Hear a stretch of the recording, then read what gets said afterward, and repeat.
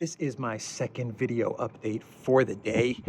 And in this video update, I thought I would talk about a story that I think I forgot to mention in my first video update, which has to do with Azovstal. And it's a short story. It's not long, but I thought I would mention it because I think it's important.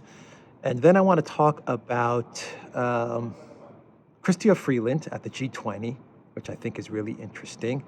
And then talk about a statement given by Maria Zakharova, the foreign ministry spokesperson, via Telegram, which has to do with Greece. And I think it's an interesting statement as well. So let's first talk about Azovstal, because I think in my first morning update, I said I was going to mention something about Azovstal, and as I was walking around the downtown center of Nicosia, I completely forgot about the story. It happens. I don't have a script or anything. I just have articles that I have pulled up or certain quotes, but as I walk around, I just forget sometimes. But what can you do? I don't have a photographic memory, unfortunately. So what's going on in Azovstal? So last night, I actually turned on the mainstream media news here on this small little Mediterranean island, and they were talking about the fact that women and children are trapped in Azovstal, in this steel factory in Mariupol. And the mainstream media here, what they do, the way they operate, is pretty lazy, to be quite honest. They just take what CNN or BBC is saying, and they just translate it into English, or whatever Euronews is saying, and they just translate it into English. And when I mean they just take whatever they're saying verbatim and translate it, that's exactly what's going on. They don't bother to do even 5 minutes of reporting or trying to understand the story. They just what did the BBC say? Okay, translate it to Greek, and let's put it on air. And that's the narrative that goes out to the people here in Cyprus. And it's the same in Greece, by the way. Greece adds a little bit more nuance, but it's pretty much the same line that they take. So anyway, I was watching the news, and they were showing images of women and children in Azovstal, in this steel factory. They were being interviewed. The children were being interviewed. Some of the women were being interviewed. They had what appeared to be Ukraine soldiers in this basement area, which was kind of like a sleeping basement area. A lot of people were there. I mean, from the images, you can search on the internet as well. Actually, I think the BBC may even have the same images that I'm talking about, because they're using the same package of video. And in this room, seemed maybe there was, 50 people to 100 people, I guess. And supposedly this is Azovstal. These are the people trapped in this steel factory. I can't confirm this. I don't know if it's true or not true. I don't know if this is video from another area, some sort of propaganda. I have no clue. Could be real, could not. But I did say in a video a few days ago that there were reports that the Azov guys did take prisoners, hostages, women and children, as they hunkered down in this steel factory. I did mention that. But there's also a lot of misinformation and propaganda coming out from Kiev. So I just don't know what it is. I don't know if this is true or not. If you go on to, for example, BBC, if you go onto the BBC website, you will probably see the same video images that I'm talking about. I won't put them on this video for various reasons, but just do a search and you'll see what I mean with this video that's making the rounds of women and children in Azovstal. But the first thing that comes to my mind, the first thing that hit me as I was watching this on the mainstream media news here in Cyprus was, well, if there are women and children, and supposedly these are women and children who are friendly to the Ukraine soldiers, that's the narrative that we're getting. These aren't hostages. From the Russian side of things, you're hearing that these are hostages that were taken in there into the steel factory. From the collective West side of things, you're hearing that these are the women and children who are friendly to the cause of Azov and the Ukraine military. wives, children perhaps, of these soldiers. If these people are stuck in the steel factory, then how come they're just not being let out? The Russian government has said that they guarantee the safety of everybody, including the NAZIs that are trapped in the steel factory, including the foreign mercenaries. The Russian government has said if they come out, white flag, lay down their weapons, their protection is 100% guaranteed. And we're hearing that the Zelensky regime said that we're not going to let anyone surrender. Anyone that does decide to surrender will be killed. So it's hard to understand what's going on, but I just think to myself, if there are women and children there and they're not hostages and they truly are the wives and the children of these soldiers, then why wouldn't these soldiers let these women and children leave this steel factory? There is no chance at all, zero chance, that the Russian military, no matter how crazy Putin is, according to the West, Putin's this madman. No matter how much of a madman Putin is in the eyes of the collective West, there's no way that they would do any harm to women and children leaving Azovstal, given all the media attention that is focused on this steel factory. No way. Zero possibility. So I thought I would throw that out there. I just think it's very, very odd that if these people trapped in this steel factory are indeed the wives and children of the soldiers and not hostages, and if there even are women and children trapped in there, then I find it very odd that they're not being allowed to leave. So who knows? Who knows what's going on there? We'll find out soon. I hear from various sources that there's enough food in the steel factory, enough water and food to last for 2 to 4 weeks. I don't know. I really, really don't know. But as I said, we are going to find out soon what's going on there. That's my belief. So let's move on to Chrystia Freeland and the G20. So we reported on the fact that there was a G20 meeting in Washington, D.C. that took place. And at this G20 meeting, we had Janet Yellen, Rishi Sunak, and Chrystia Freeland, the finance ministers of these 3 countries, stage a walkout when the Russian representative decided to speak at this event. And they walked out in protest. And Chrystia Freeland came out with some comments as well. And she said this. She said that the G20 can't function effectively with Russia at the table, and Russia does not have a place at the table of countries who have come together to maintain global economic prosperity. Freeland's talking about globalism with that line. She also said you can't be a poacher and a gamekeeper at the same time. So those were quotes coming out of the Canadian finance minister. Keep in mind, when she says that Russia can't be a gamekeeper and a poacher at the same time, this is coming from the same person that just 2 months ago was talking about how the Canadian government is going to go into the personal bank accounts of their very citizens and seize their assets and their money. Of their very own citizens, Canada, under the orders of Chrystia Freeland, was looking to take the money in their bank accounts because they took part or were allegedly taking part or associated with the truckers and the Freedom Convoy protests that were taking place all throughout Canada.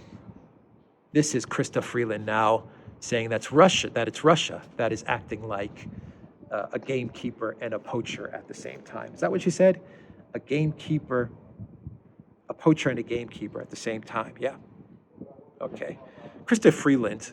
Whoever doesn't know about Chrystia Freeland, Google her, look her up, DuckDuckGo her.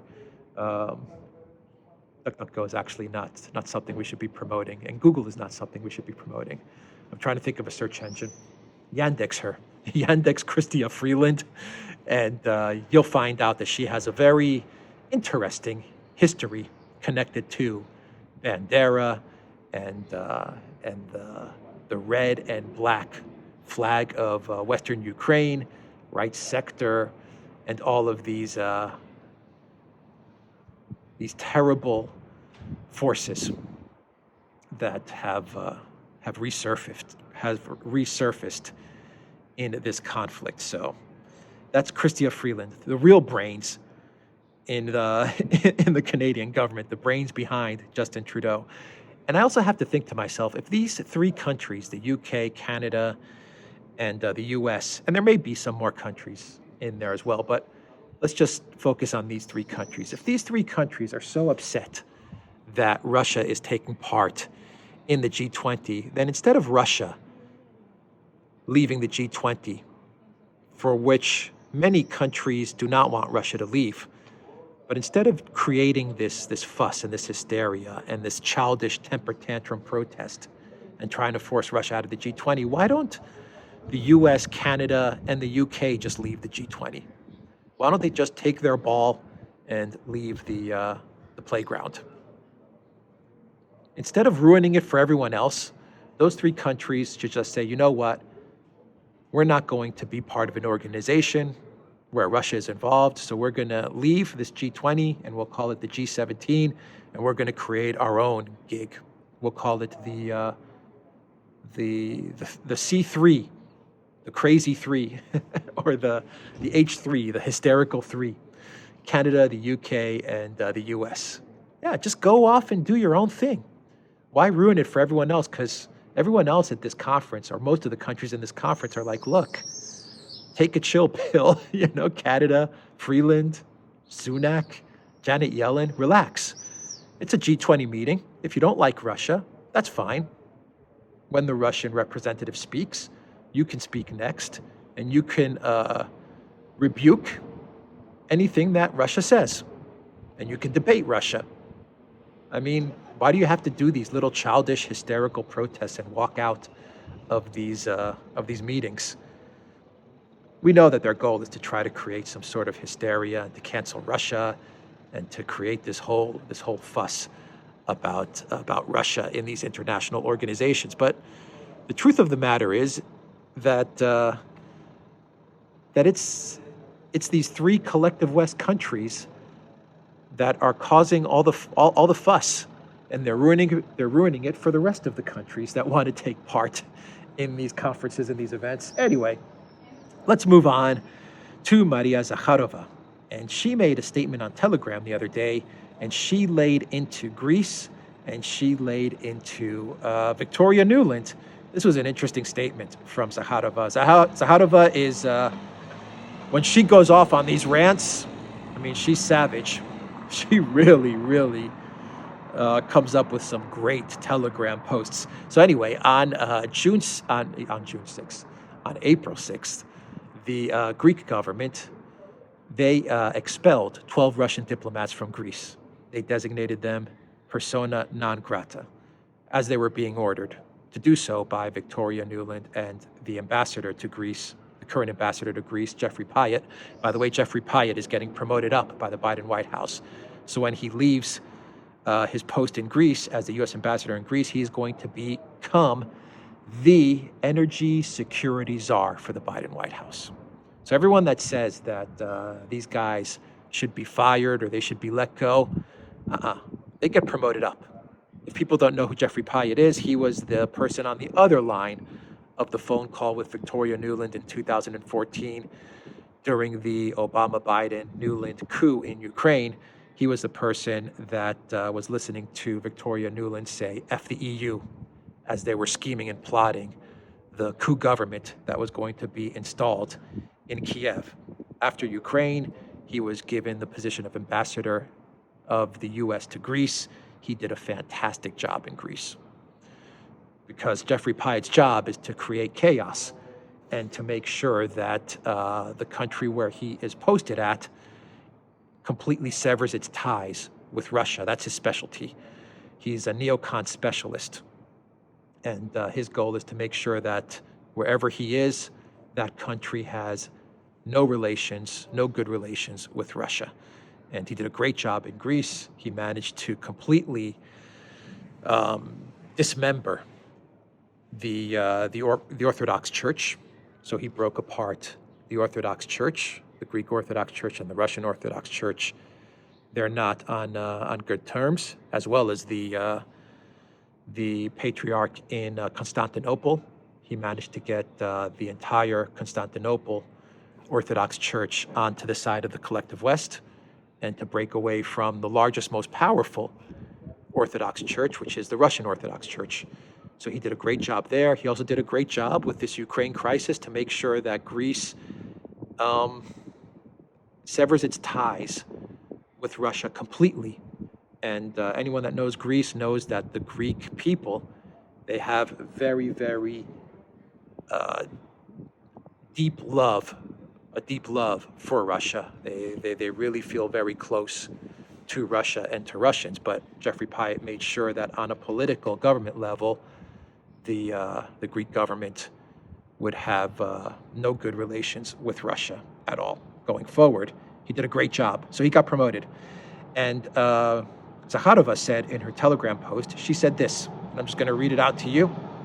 She said, Greece, with whom Russia shares deep historical roots, chose a specific date, April 6, to announce its decision to expel Russian diplomats. First, Victoria Nuland was in Athens on this day, as reported by the Kathimerini newspaper in a small article about Nuland's meeting with Greek Defense Minister Nikos Panayotopoulos. If Nuland shows up somewhere, nothing good comes out of it. Second, April 6 happens to be a dark day in Greek history.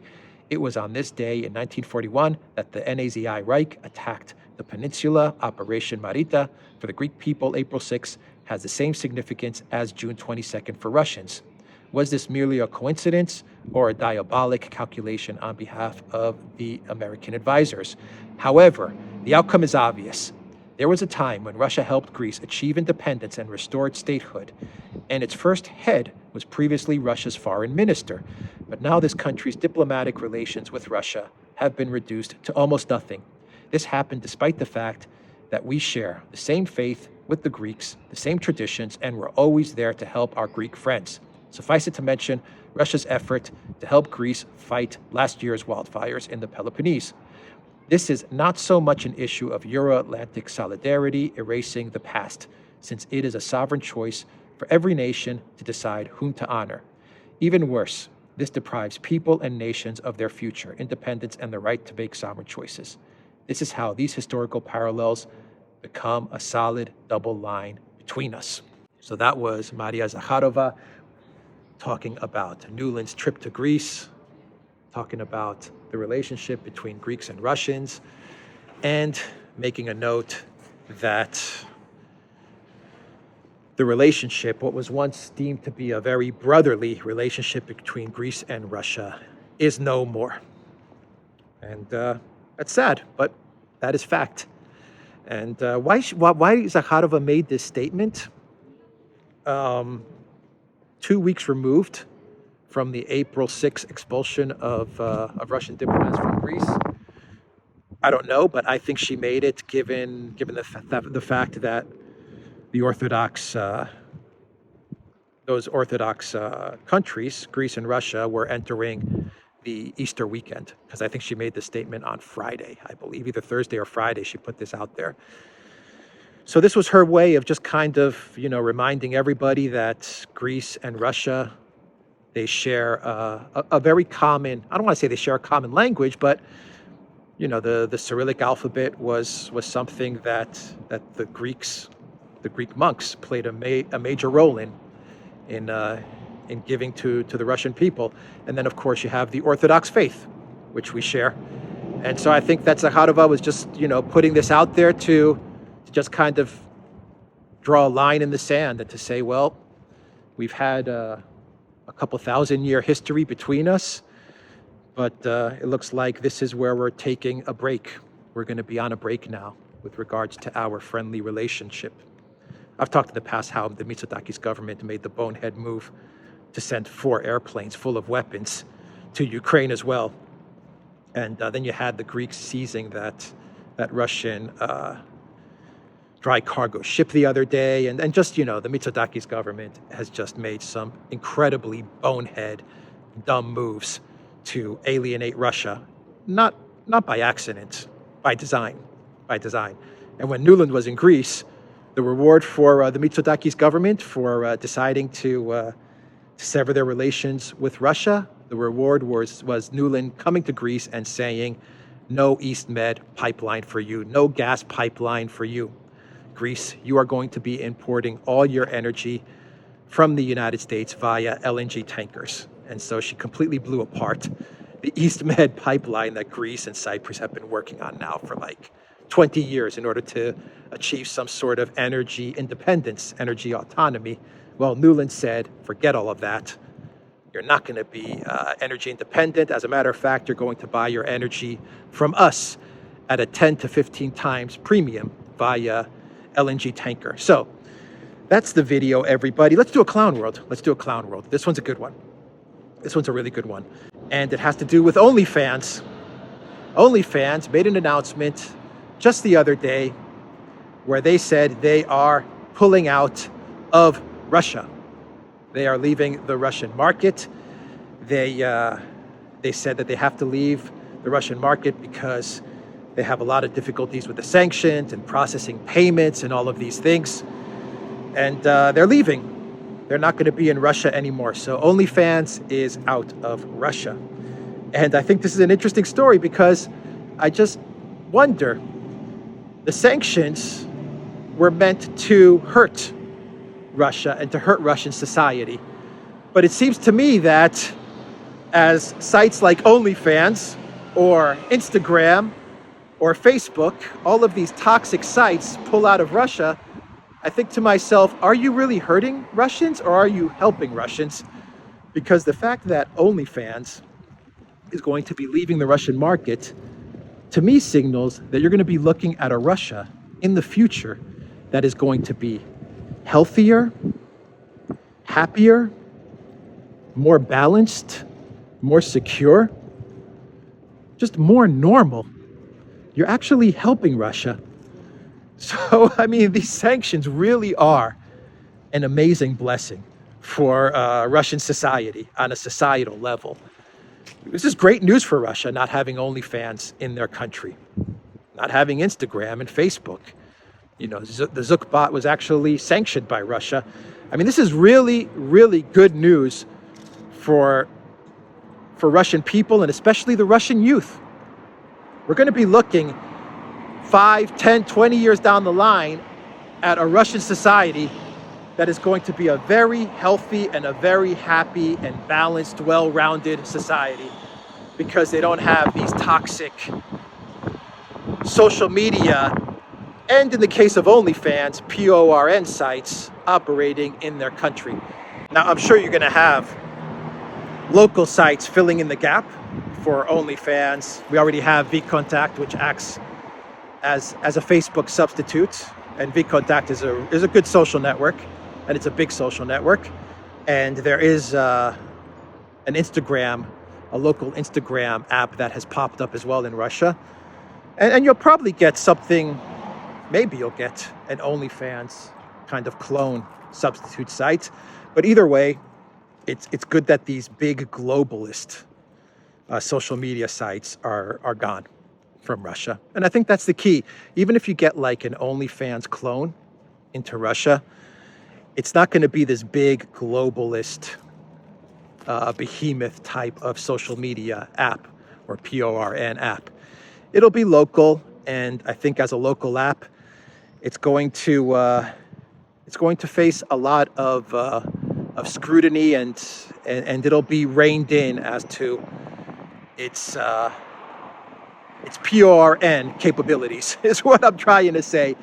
And I think you're going to see the same thing for Instagram. It's not going to be as sinister as the globalist Instagram has become. Anyway, I'll leave it there. The Clown World story is that OnlyFans is leaving the Russian market.